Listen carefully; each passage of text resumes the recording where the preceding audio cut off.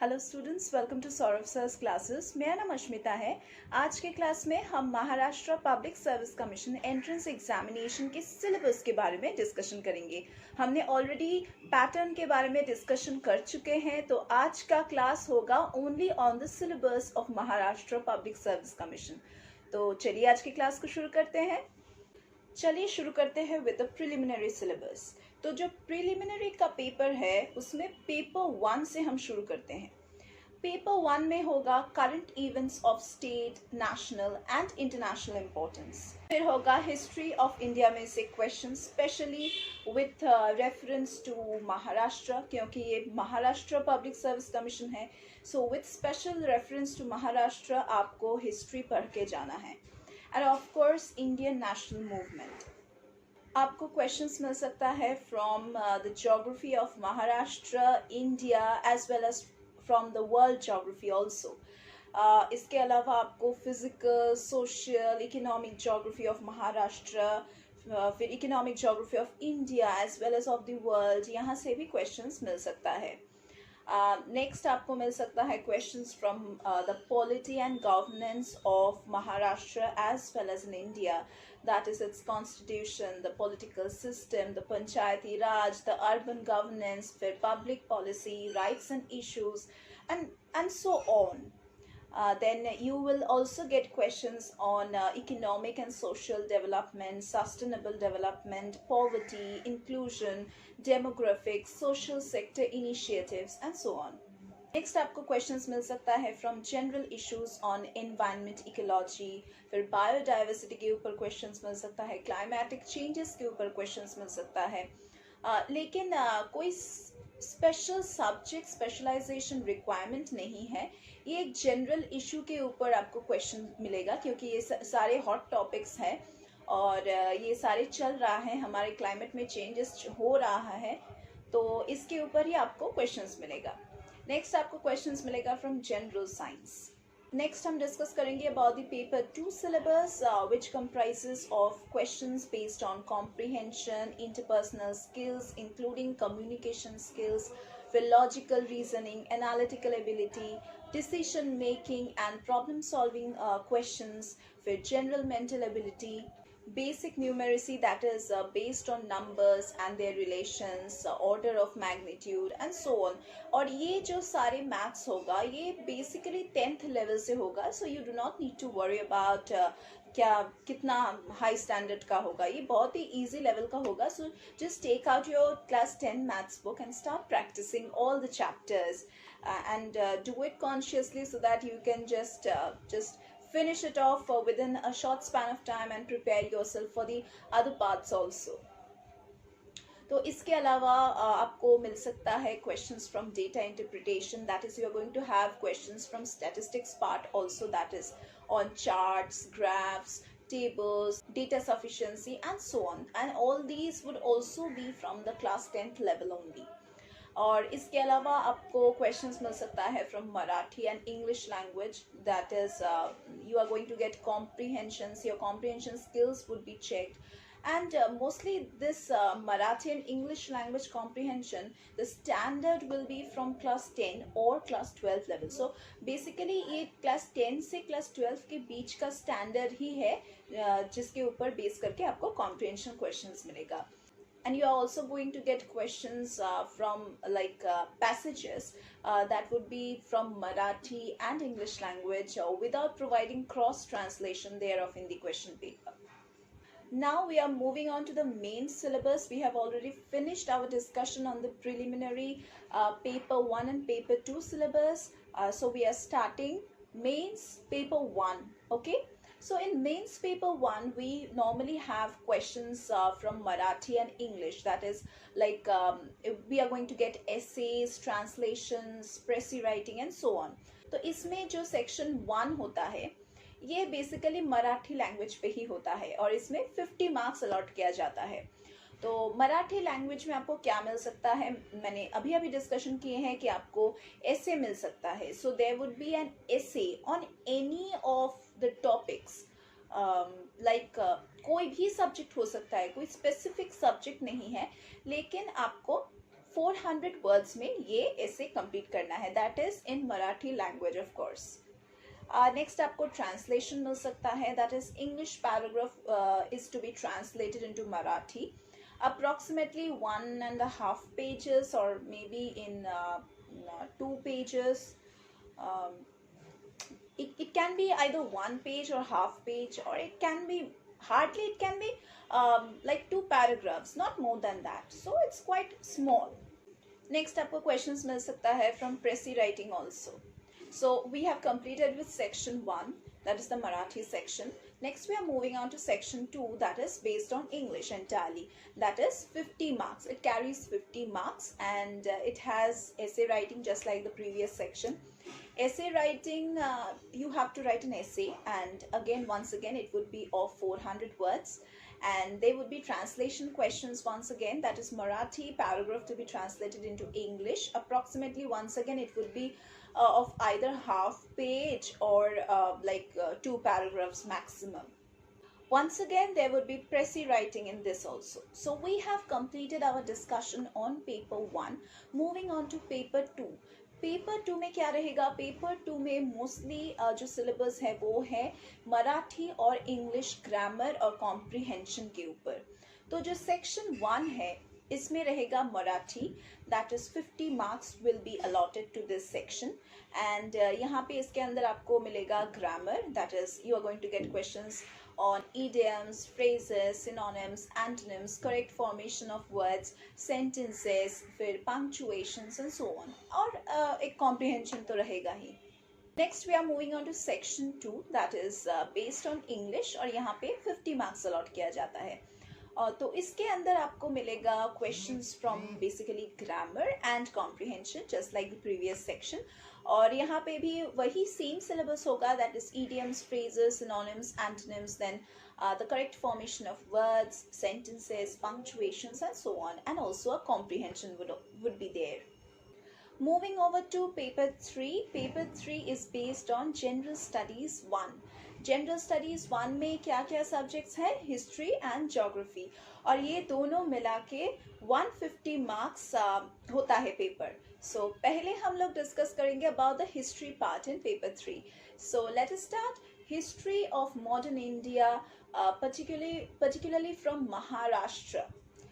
You are going to get questions from this part, and under this point you are going to get questions from introduction to modern education, and then the history of press, the history of railways, post and telegraphs, then industries, land reforms, socio-religious reforms, फिर its impact on the society, इन सारी चीज़ों के बारे में आपको जानना है।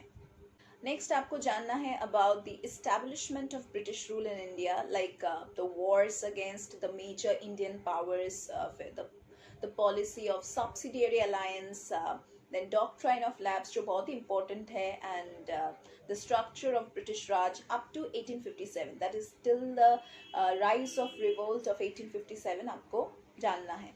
उसके बाद आता है सोशियो कल्चरल चेंजेस के ऊपर क्वेश्चंस, और यहाँ पे आपको क्वेश्चंस मिल सकता है from topics that is contacts with Christian missions, then coming of English education and the press, फिर official social reforms, then measures taken, that is measures taken, I mean that is from 1828 to 1857, that is still the rise of revolt.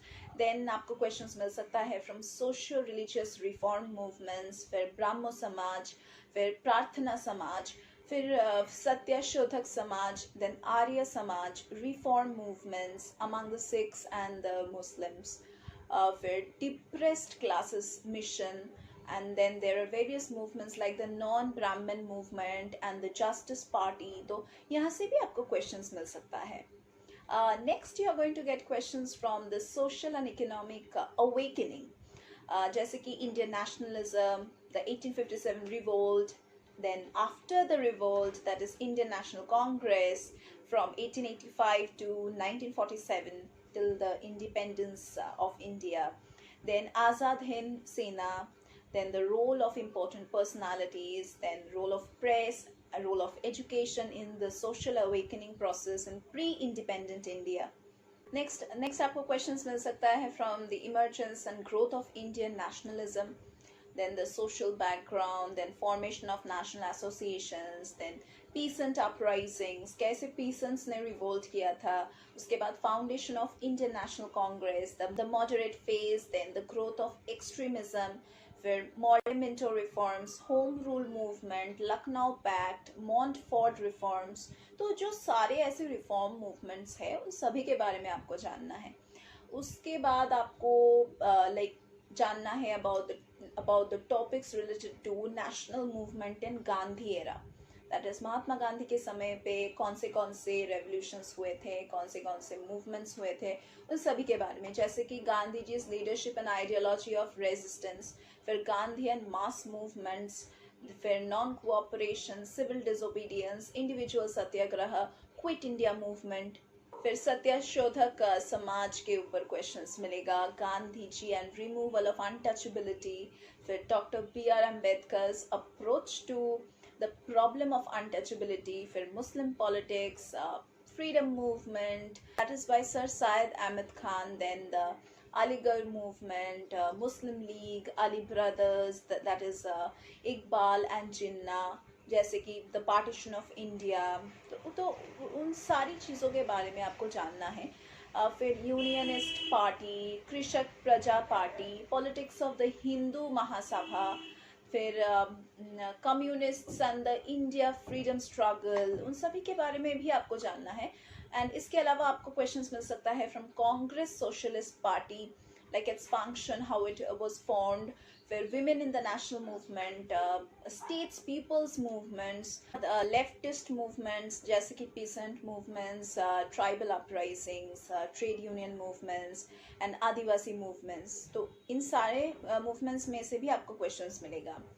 उसके बाद आपको questions मिल सकता है from India after independence, that is the consequences of partition, फिर the integration of princely states, linguistics reorganisation of the states, फिर Nehru's policy of non alignment, Samyukta Maharashtra movement, major political parties, their personalities involved in those, and the relations with the neighboring countries, then India's role in international politics, progress in agriculture, industry, education, science and technology, then emergence of Indira Gandhi's leadership, liberation of Bangladesh, non-alignment under Indira Gandhi, then coalition governments in the states, and then students unrest, फिर Jayaprakash Narayan and emergency, terrorism in Punjab and Assam. तो ये जो modern India में जो होता रहा है उसके ऊपर भी आपको क्वेश्चंस मिलेगा. Naxalism, maoism, then environmental movements, फिर वुमेन्स मूवमेंट, एथनिक मूवमेंट, इन सभी में से आपको क्वेश्चंस मिलेगा. और उसके बाद आपको क्वेश्चंस मिल सकता है from the selected social reformers of Maharashtra, उनके आइडियोलॉजी, उनके वर्क्स, जैसे कि गोपाल गणेश अगारकर के ऊपर आपको क्वेश्चंस मिल सकता है, महात्मा फूले के ऊपर आपको क्वेश्चंस मिल सकता है, MG रानाडे, फिर प्रबोधनकर थकारे, महर्षि कार्वे के ऊपर, राजर्षि शाहू महाराज के ऊपर, फिर महर्षि वित्तल शिंदे के ऊपर, बाबा साहेब अम्बेडकर के ऊपर, लोकमान्य तिलक के ऊपर, महात्मा गांधी के ऊपर, विनोबा भावे के ऊपर, विनायक डी सावरकर के ऊपर, फिर अन्ना भाव साठे के ऊपर, क्रांतिवीर नाना पाटिल के ऊपर, लाहूजी साल्वे के ऊपर, कर्मावीर भावराव पटेल के ऊपर. तो ये जो सारे नाम मैंने मेंशन किए हैं वो बहुत ही इन्वॉल्व थे सभी मूवमेंट्स में और बहुत ही इम्पोर्टेंट फिगर्स हैं, हिस्टोरिकल फिगर्स. सो आपको इन सभी के लाइफ स्टोरी, किस तरह से वो लोग फ्रीडम फाइट में इन्वॉल्व हुए थे, प्लस हमारे इंडिपेंडेंट इंडिया में उनका क्या कंट्रीब्यूशन था, इन सभी के बारे में आपको जानना ही पड़ेगा.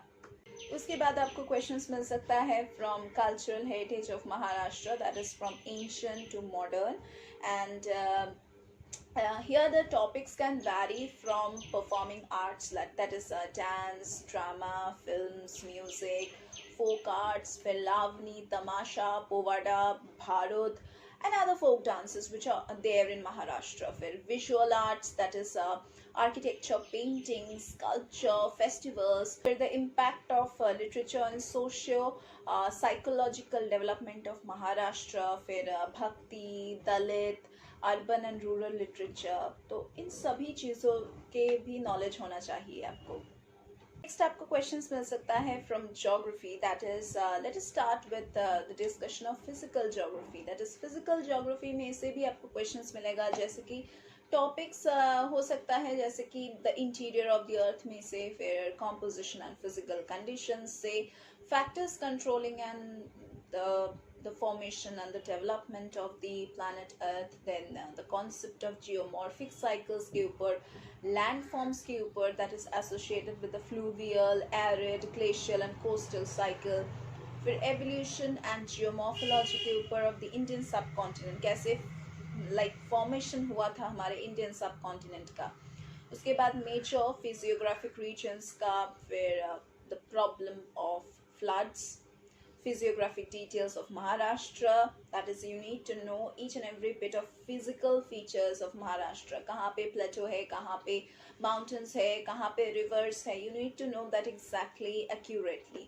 उसके बाद आपको मिल सकता है questions from the physiographic details of Maharashtra, geomorphic features of Maharashtra, the strategic location with reference to her neighbors, Indian ocean rim के ऊपर क्वेश्चंस, एशिया के ऊपर क्वेश्चंस, वर्ल्ड के ऊपर क्वेश्चंस. तो इसका जो सारा ज्योग्राफी है उन सभी के बारे में आपको जानना है.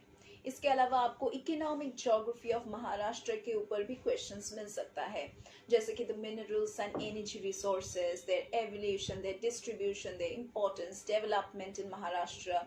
फिर tourism in Maharashtra, religious tourism, फिर medicinal tourism, eco tourism, cultural heritage, reserved forests, animal sanctuaries, फिर national parks, forts in Maharashtra, tiger project. उसके अलावा आपको क्वेश्चंस मिल सकता है from the human and social geography of Maharashtra, जैसे कि माइग्रेशन ऑफ पॉपुलेशन, फिर कॉजेस, उनके इफेक्ट्स, फिर शुगर केन कटिंग लेबरर्स के ऊपर क्वेश्चंस, जैसे कि the effects of their migration on source and destination areas. फिर रूरल सेटलमेंट्स ऑफ महाराष्ट्र, उनके problems, that is the problems of the urban and the rural settlements. फिर environmental, housing, slum, water supply and sanitation, urban traffic, pollution. तो ये जो सारे topics है ये तो मॉडर्न डे में हो ही रहा है, तो इसके बारे में भी आपको जानना है.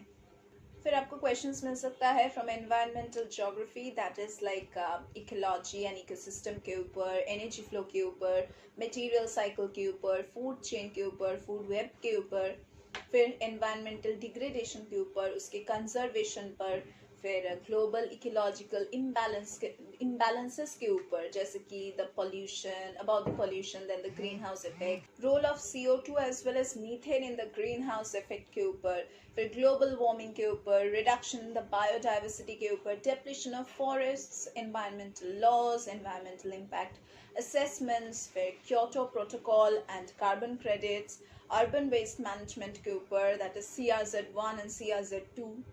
देन आपको क्वेश्चंस मिल सकता है from the population of geography, that is with the causes and consequences of migration, rural and urban settlements, sites, situation, types, size, spacing and morphology, urbanization process and problems, or rural and urban fringe, फिर sphere of urban influence and regional imbalances. आपको questions मिल सकता है from the remote sensing, that is the concept of remote sensing, India remote sensing satellites, imageries, IRS products, MSS bands, then blue, green, red and near infrared, फिर false color composite, that is FCC, application of remote sensing in natural resources, फिर introduction to geographical information system, that is GIS, and global positioning system, that is GPS. Next आपको questions मिल सकता है from geography and agriculture, that includes agroecology, then climate, उसके बाद soil, water management and so on. तो ये था topics for paper 3. अभी हम बात करेंगे about paper 4, that is general studies paper 2. यहाँ पे आपको questions मिल सकता है from Indian constitution and Indian politics and law. तो इसमें भी आपको 150 मार्क्स अलॉट किया जाता है और यहाँ पे आपको क्वेश्चंस मिल सकता है from the governance with the constitution of India, the fundamental rights with directive principles, free and compulsory education principles, uniform civil code, fundamental duties, center-state relations and formation of new states, amendment procedure के ऊपर, major amendments to the constitution के ऊपर, election commission के ऊपर, state public service commissions के ऊपर, women's commissions के ऊपर, human rights commissions के ऊपर, national minorities है, that is the SCs and the STs commission, उनके ऊपर भी आपको questions मिलेगा। फिर river water dispute जो होता रहा है, उनके जो settlements होता है, उन सारे जो commissions होते हैं उन सभी के बारे में भी आपको पढ़ना है। नेक्स्ट हम बात करेंगे about that paper 5, that is general studies paper 3, और ये टोटली डिपेंड करता है on human resource development and human rights. That is it carries 150 marks and यहाँ पे आपको बेसिकली क्वेश्चंस मिलेगा on the human resource development in India, that is the urban development, the rural development, population policies को आपको जानना है, फिर the nature and types of problems of unemployment in India, फिर trends of employment in India, फिर demand estimate of skilled manpower in different sectors and so on. Next हम बात करेंगे about paper 6, that is based on general studies paper 4, which has economy and planning, then economics of development, फिर agriculture के ऊपर, science and technology development के ऊपर, economic planning के ऊपर, फिर जो challenges हम लोग face करते हैं, that especially with reference to Indian economy, that is poverty, unemployment, regional imbalances, फिर planning process, review of India's first to 10th 5-year plans, evaluation of social and economic indicators of development, इन सारी चीज़ों के ऊपर ही आपको इस section में questions मिलेगा। तो ये था हमारा discussion about the mains paper. Now coming to the interview part, that is the Maharashtra PSC interview test. तो यहाँ पे इंटरव्यूअर आपका जो नॉलेज है about your writing, about your speaking skills, ये सभी चेक किया जाएगा। You are going to get some time to answer certain questions। आपको questions पूछा जाएगा both on your academic discipline as well as from your non-academic disciplines, that is आपका जो background है वो आपका उसके ऊपर आपको questions किया जाएगा कि आपने ये सब्जेक्ट क्यों चूज किया था, आप इस एग्जामिनेशन में क्यों बैठ रहे थे, आपको ये पोस्ट क्यों चाहिए, आप हमारे लिए क्या करने वाले हैं, अगर हम आपको चूज करते हैं तो आप हमारे लिए क्या करेंगे, हम आपको क्यों चूज करें, इतने सारे लोग तो मेंस एग्जामिनेशन पार करते हैं तो हम उनको छोड़ के आपको क्यों लेंगे। तो ये सारी जो क्वेश्चंस होता है ये आपको प्रिपेयर करके जाना है, प्लस आपके जो स्ट्रेंथ्स है, आपके जो वीकनेसेस है वो भी आपको खुद जानना है और इस तरह से आपको प्रिपेयर करना है ताकि आप दूसरों से कोई अलग सा एक टॉपिक बोल के आप उनको इम्प्रेस कर पाए, क्योंकि सभी इतने सारे लोग होते हैं और सभी को एक ही almost same type of questions पूछे जाते हैं, सिर्फ एक दो कुछ अलग होता है, नहीं तो नॉर्मली एक से दो क्वेश्चंस ही वो लोग पूछते हैं जो ऑलमोस्ट सिमिलर होता है सभी के लिए। तो अगर सभी लोग ऐसे ही वो सिमिलर आंसर देंगे तो इंटरव्यू कैसे इम्प्रेस होगा। तो इम्प्रेस करने के लिए बहुत सी स्ट्रेटजीज होते हैं जो आपको फॉलो करना है और अगर वो आप फॉलो करोगे तो आप ज़रूर इंटरव्यू भी क्रैक कर पाओगे, क्योंकि आपने मेंस क्रैक किया है। अगर आप मेंस क्रैक करते हो तभी आपको इंटरव्यू के लिए बुलाया जाता है। So if you can crack mains you can crack anything. So have confidence in yourself, that's the first point, because without confidence you won't be able to even stand in front of the interviewer. You would get nervous and you would hardly be able to say anything. So remove that nervousness from yourself. You practice in front of the mirror, practice speaking in your mother tongue, be it be it in English or be it in Marathi, please try to speak in front of the mirror and keep on practicing certain things like the topics I told you. If you keep on practicing, that will help you out. So अगर आपको इन सारी चीज़ों से आपको practice करना है, आपको सीखना है किस तरह से इंटरव्यू क्रैक कर सकते हो, तो आप हमारे सौरभ सर क्लासेस में ज्वाइन कर सकते हो. So for that you just need to go to the description box. आपको वहाँ पे हमारे सारे कॉन्टैक्ट डिटेल्स मिल जाएगा और आप वहाँ पे कांटेक्ट कर सकते हैं. हमारे यहाँ पे जो टीचिंग फैकल्टी है वो बहुत एक्सपीरियंस्ड है और आप जैसे कैंडिडेट्स को हम लोग सभी कम्पिटिटिव एग्जामिनेशंस के लिए प्रिपेयर करते आ रहे हैं. और हम लोग सिर्फ महाराष्ट्र पब्लिक सर्विस कमीशन के लिए नहीं, हम लोग यहाँ पे सभी एंट्रेंस एग्जामिनेशंस के लिए प्रिपेयर करवाते हैं, चाहे वो कॉलेज बेस्ड हो, चाहे वो कोई इंस्टीट्यूट बेस्ड हो, चाहे वो कोई भी एम्प्लॉयमेंट बेस्ड हो. हम सभी एग्जामिनेशंस के लिए ट्यूशंस प्रोवाइड करते हैं, कोचिंग प्रोवाइड करते हैं. तो हम यहाँ पे आपको सॉल्व स्टडी मटेरियल्स प्रोवाइड करेंगे. जो प्रीवियस ईयर्स के क्वेश्चन पेपर्स है उसको भी हम सॉल्व करेंगे. जो अनसॉल्व पेपर्स है, सैम्पल पेपर्स है, उसको भी हम सॉल्व करेंगे. इसके अलावा हमारे यहाँ पे क्रैश कोर्स का फैसिलिटी है, डाउट क्लियरिंग क्लासेस का फैसिलिटी है, प्लस फुल फ्लेजेड क्लासेस तो है ही.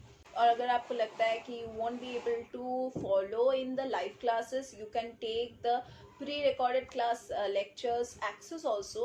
और अगर आप हमारे यहाँ पे एनरोल करते हैं तो हम आपको वो एक्सेस प्रोवाइड करेंगे जिसको आप देख के जो वीडियोस आपको आपको अवेलेबल होगा, and you can just keep on rewatching those videos until all your doubts get cleared. And आपको सारे टॉपिक्स में ये प्री रिकॉर्डेड लेक्चर्स मिल जाएगा. इसके अलावा भी अगर आपको कोई डाउट्स होता है तो आप हमारे डाउट क्लियरिंग क्लासेस में भी ज्वाइन कर सकते हैं. आपको स्पेशल असिस्टेंस मिलेगा. So that was all for today's class. We are going to meet again in our next classes.